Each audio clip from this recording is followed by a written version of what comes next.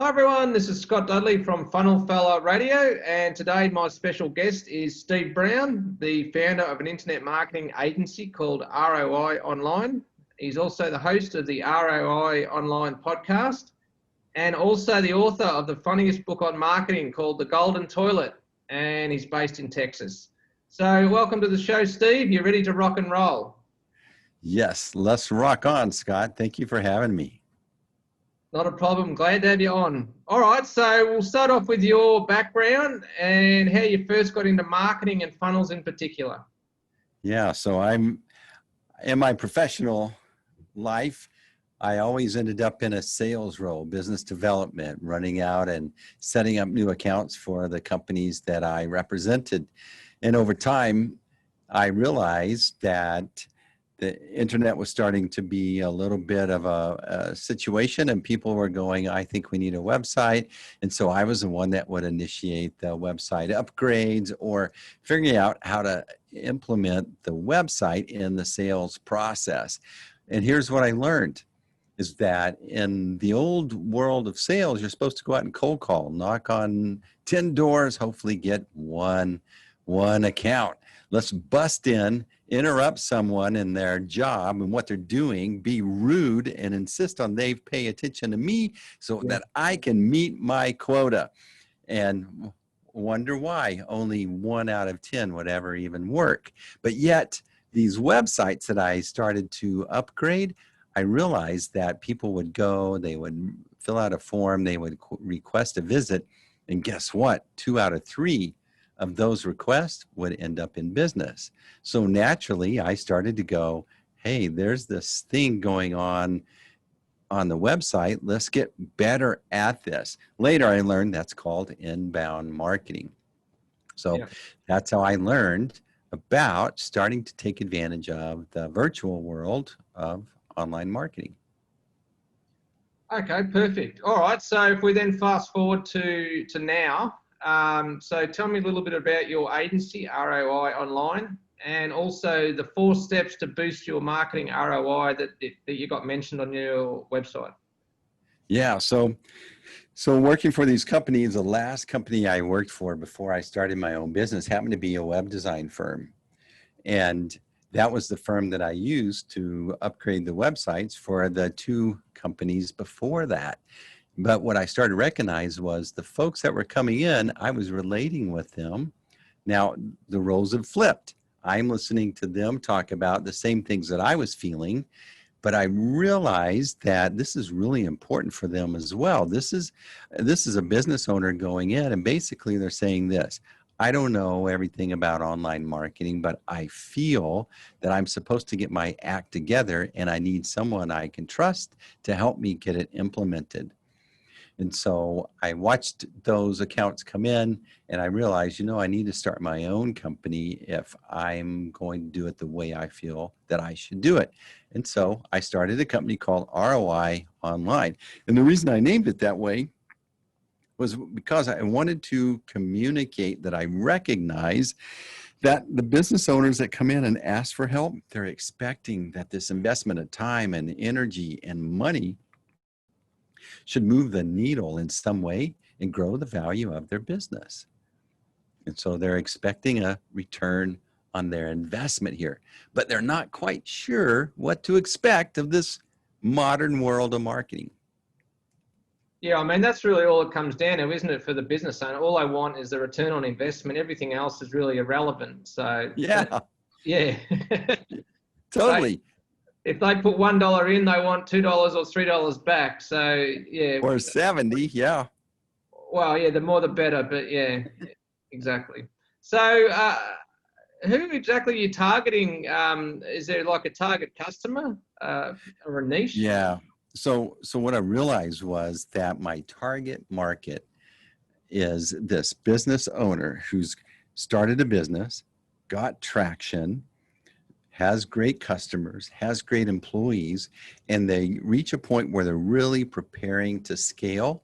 And then there's this thing that happens where they look up and they go, we really got to get our act together on this online thing.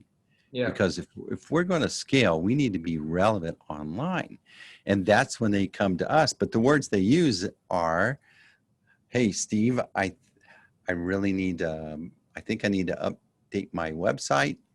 I think we need to do some social media marketing. And here's something important. I need to show up in searches. And what they're saying is, this is the only language I have, but my gosh, I'm trying to drive and avoid all the frustration that I had the first time I set this website up. And I'm looking for someone to help me show a return for my investment. You know, you asked me about the 4 things that are really important. Yeah. So here's the thing, the 4 fundamentals that are assumed are in place in these conversations, but usually they're not. The 4 fundamentals are, you need to have clear messaging. Your messaging really needs to connect with the brains of the humans that are evaluating your product or service from a distance of safety. Number 2, that needs to be baked into marketing automation, some sort of technology that facilitates a really good user experience and makes things easy to expedite the next steps. Yeah. Number 3, they expect that finally when they do talk to, expose themselves, become vulnerable to a salesperson, they expect that the experience they had in the evaluation stage is congruent with the marketing. So the sales process needs to honor the content, the messaging that needs to feel safe and respectful in that process, just like the marketing. And once you get those in place, then you need to talk about running strategic campaigns or setting up funnels. And that's very important. Most people try to set the funnels first, but what they need to do is set up the system to harvest the folks that are coming through those funnels. Yeah, sort of like the foundation. Yeah. Yeah. Okay, so how many team members do you have, including yourself? So we have 10 team members. And then, of course, we have folks that are set up to do cameo appearances or support us. So imagine in America, we have NASCAR. And so imagine a pit crew. A pit crew facilitates and works on the car of the driver. And so they're outsourcing tweaks, parts, or whatever. But when it comes in-house, they put the product together or the engine together and tune it based on their expertise and their insights to be more competitive with everyone else that's doing it. So I have my pit crew, and then we have those that also bring us certain parts, and then we put the ROI-ness on those components. So is the team all based in Texas, or is it sort of more of a worldwide operation? Yeah, so I have what I call a headquarters crew. They're just kind of our core team of individuals. And then we have folks from Denver, we have folks from Cleveland, we have folks in Michigan and various parts of the states, but they're all coming in and a part of a very cohesive team with a great culture. Okay, so it's all based in the US pretty much. Yeah, exactly. Yep. All right, so talking about funnels, is there a particular type of funnel that you would build the most often for your clients that you can tell us about?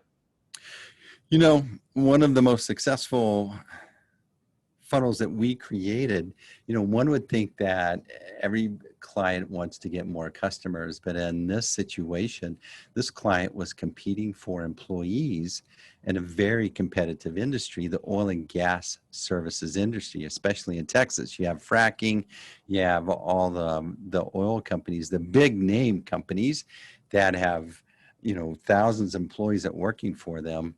And so they're specialized positions that each company needs to be successful. In this smaller company, we empowered them and ran campaigns to attract excellent employees. And so the thing that we wanted to convey is, what is the culture like, and what is the position like, and what are the things that are important and why they do what they do. And so it was very successful, and we helped them grow from just maybe 15 employees to over 250. Okay, it's pretty exciting. And also something a bit different as well, not your average sort of funnel. Yeah. Yeah, exactly. And instead of assuming that they need more customers, they had plenty of customers. They just needed people to deliver on the sales that they were making. And so that was a great way to support them Yeah. and have an extreme competitive advantage over their competitors. Yeah, that's a good point. Excellent. All right. So on top of the funnels, it sounds like you also offer traffic and optimization as well, rather than just the funnel build. Yeah. So here's the way that we approach it. It's a little bit unique in that before we start running ads or paid traffic, we first want to set up your system. So being from Texas, I want to give an example. Now, maybe in Australia, there's a similar version of this, but imagine that we go out to rustle up some cattle and bring them in because we're going to sell these cattle to market and make some money. So you and I meet at Dairy Queen. That's a common little burger place in Texas. Actually, the politics in Texas are all done in little bitty Dairy Queens all around the state. So that's where you go get bad coffee and good cheeseburgers. But so we meet at Dairy Queen. We get in my pickup. We go out to the ranch. We get on a couple of horses and we go out and accidentally stumble into some cattle. And we accidentally get them going in the direction that we want. And we're just really proud of ourselves because we don't do this all the time. But you know what? We're going to sell this cattle at market. But on the way, you and I realized that, you know what? We don't have anybody waiting by the truck to stop these cattle. We don't have pens. We don't have a fire. We don't have cowboys to rope these and segregate them out and put them on trucks. So as we watch all those cattle trot on past our truck, and we're covered in dust, and we look at each other and we go, you know, this marketing stuff doesn't work. And the lesson there is you have to have your systems in place to harvest your programs when you're promoting stuff. So when you're running ads, so I've found that running podcasts, that writing blogs, that are doing things that are creating very interesting content, you always need to have a strategy on where you expect these people to go next, generally a landing page. Let's go to the landing page and let's offer something of really value that they don't mind identifying themselves. And that's where they drop into your CRM. And you can follow up on them and start to really develop relationships with them. Absolutely, nurture them. Yeah. All right. So you probably already sort of answered this one, but tell us about one of your most successful marketing campaigns and why you believed it performed so well. So is there another example other than the one that you had previously? Yeah, exactly. So obviously it would be expected that we walk the walk. If we're preaching it, well, then we need to be walking the walk. Yeah. And so when you think of a marketing campaign, that means that you're creating a piece of content that people would appreciate, that'll want to learn more, that'll be happy to identify themselves, to become closer and become a part of your tribe. And so my book would be a great representation. All a book is, if you look at a book, all it is a big, fat, lead generating PDF. Okay. And you got a printed version, you got a Kindle version, you have an Audible version, but what's that book for? That book is to do you and I have 20 minutes to talk maybe, but a book takes 4 hours, 5 hours to really walk through the details and encourages people to go learn more about you and drop into your system. And so now I have folks that go, hey, my boss read your book, ask the rest of the team to read the book, and then now I'm setting up an appointment and we want to learn more about how we can set up our own growth stack that you talk about in the book. So that would be an excellent example. Yep. Along with my podcast, just like you, Scott. Yeah. That would be a great example. Yeah. So with your book, I'm just curious. So you've got physical copies of that available as well, do you? Absolutely. Was that difficult to get like a publisher, or because I've never done anything like that. I've done Kindle books and ebooks and that, but I've never actually got a printed physical version of a book done. So I'm just wondering if you can share a little bit about that. Yeah, so think about all the effort and energy that you put into this. And so you and I both know that every piece of content that you provide, you have multiple personas. People consume information at the time they want to, in the format they want to. So yes, so writing a book, obviously you're going to create a digital version, be it in Google Docs or in some form, but there are great processes that you can produce a self-published, they call them indie published books. And there are actually companies like Iron Imprint or Scribe that can help you get all your thoughts together, get it organized, and get it put into a format that will come out with a beautiful book that you can hand. Basically, this is just a multi-page business card. It's 250 pages of a business card if you look at it in a particular way. Mm. But you can get it in a, like I said, the Kindle format. You can get it in Audible. You can do all sorts of little snippets from it. But it's just a great way. Here's the biggest value of working on a book.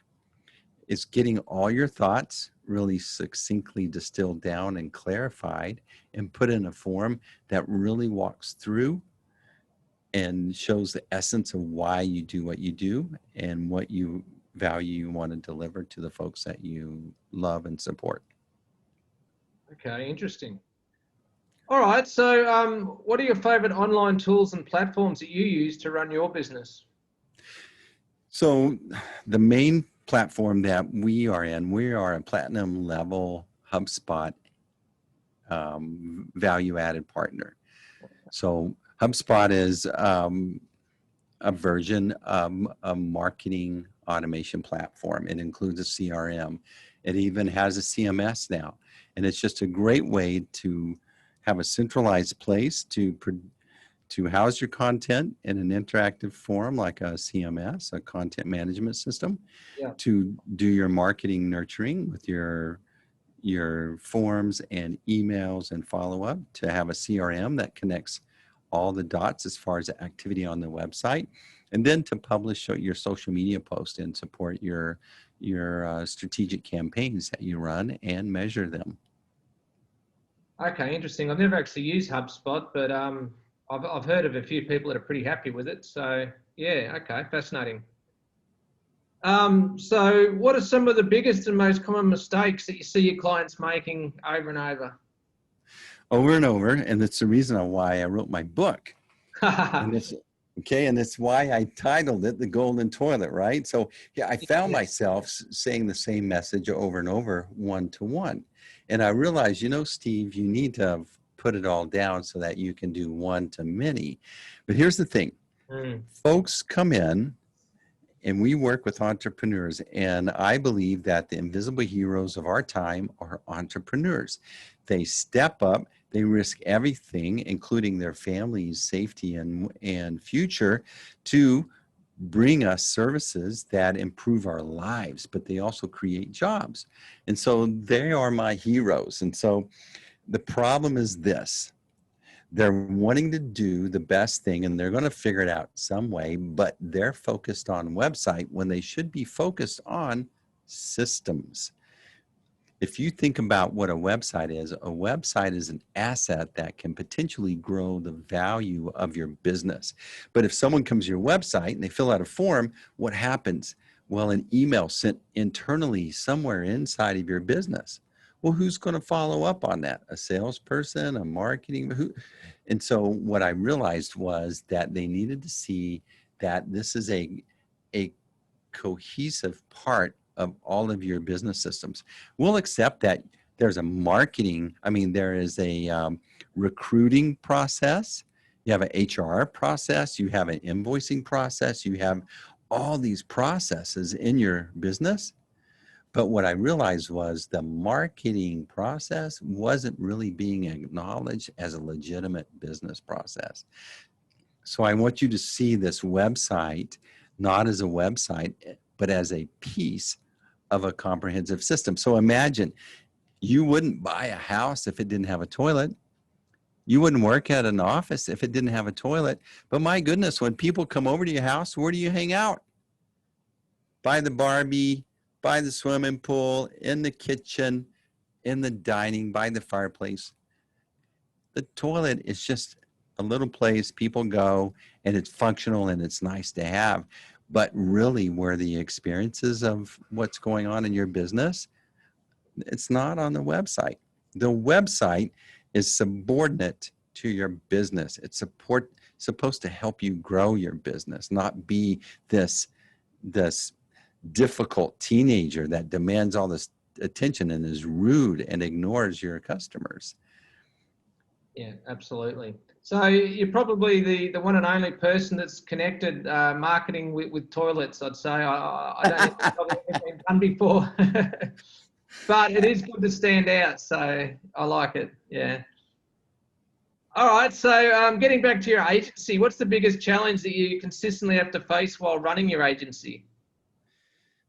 Here's the biggest challenge any leader has, whether it's a parent, it's a politician, it's a business owner, to clearly communicate your vision that's in your head.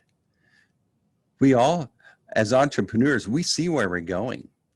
And we're frustrated when the folks that actually want to help us get there don't get it.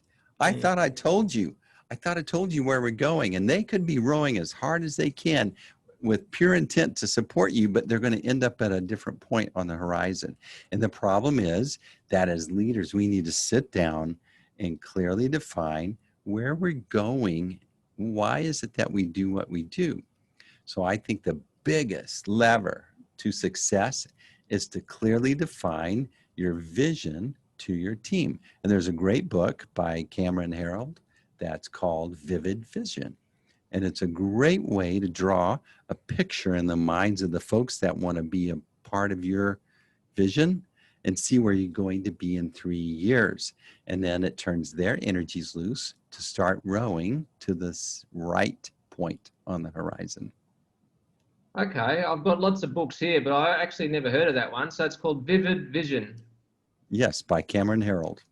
Okay, interesting. I have to check that out.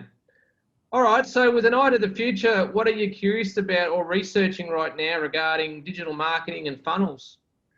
So here's where I'm really interested in right now. So, you think we wrote blogs. Why did we write blogs? To create content that would be available for folks when they're ready to investigate it and direct people to our website. But now, and we've all are aware of videos and podcasts, and here we are doing a podcast, which is a beautiful way to help folks connect to us and learn our values. But the streaming thing is really interesting to me now. And what I'm starting to do with my VIP clients is to host a weekly interview, that's about their particular strategic campaign that's going on their business at that time. So remember the radio shows where maybe they had the same guest on a weekly basis? Yeah. I think that the streaming opportunity that we can quickly have a conversation, and as soon as we hang up, it's live, published, and done, but you do it at the same time. And you know how hard it is to set up a podcast. Well, imagine a brand or one of your customers trying to do that. They would have to be pretty determined. But for us to host it and deliver it for them and post it, amazing. That would be, they would love that so much. And that's a great way to bring them into the fold and really convince them on the value of that their audience, their potential customers are wanting to know more about them. And you're just being a host. You're just being a good host. Yeah, it makes good sense. Okay, so who are your marketing idols or the biggest influences on your career? All right, so when I started this agency, there's one book that I read called The Marketing Agency Blueprint by Paul Retzer, and he's from Cleveland. Right. And it was just a a book he wrote, I don't know, 10 years ago, maybe, but it really impacted me. The other one is The Business of Expertise by David Baker, and Win Without Pitching, and by Blair Enns, Win Without Pitching. I think those would be the top three that are sleepers that most people don't know about, that I think would really move the lever in your business if you read them. Yeah, well, that's the thing. I haven't heard of any of those either. So, yeah, I mean, when I ask this question, usually the answers I get are people that I've heard of. But yeah, so Yeah. that's good that sort of introducing us to someone new. So that's fantastic. All right. So just to wrap this up, so where can people go to find out more about you, your services, and your products? Yeah, first of all, you can hear my podcast, the ROI Online podcast. It's on Apple, iTunes, Spotify, everywhere. You can also find my book's website, thegoldentoilet.com. Surprise, that there's actually a website, thegoldentoilet.com, and it's about my book. And then, of course, my agency, roionline.com. All right, perfect. So that was great. Really appreciate your time, Steve. That was a blast. And yeah, we'll catch up with you soon. Thanks for having me, Scott. I really appreciate you're an excellent host. You're welcome. Catch up. Bye.